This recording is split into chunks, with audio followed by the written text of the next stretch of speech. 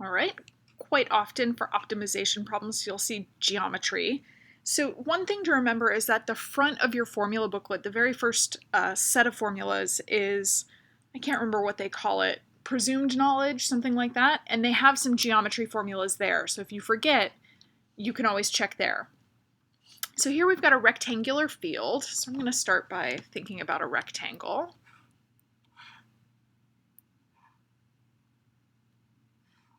All right. And enclosed on 3 sides using 500 meters of fencing. 4th side is a natural embankment. So I'm going to come back and make my 4th side green, maybe, show that it's a hill.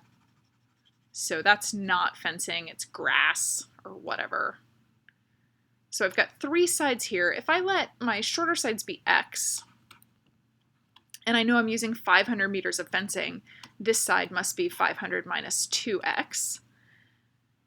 Determine the dimensions with the maximum area. So there's my optimization keyword, maximum, and then I need the formula for area. So I know area is going to be length times width. So, oh my goodness, area is going to be x times 500 minus 2x. Again, I've got a quadratic.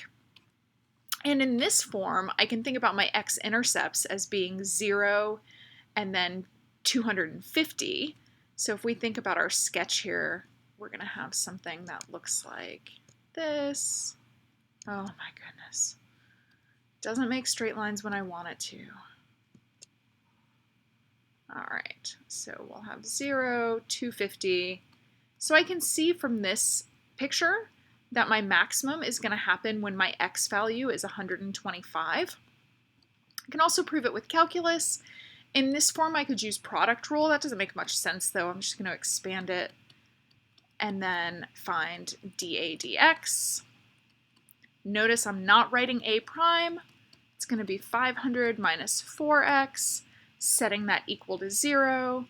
So dA dx equals to 0 at x equals 125.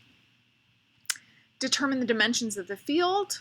So therefore, dimensions, and we've got our units of meters, 125 meters by, so that was my x.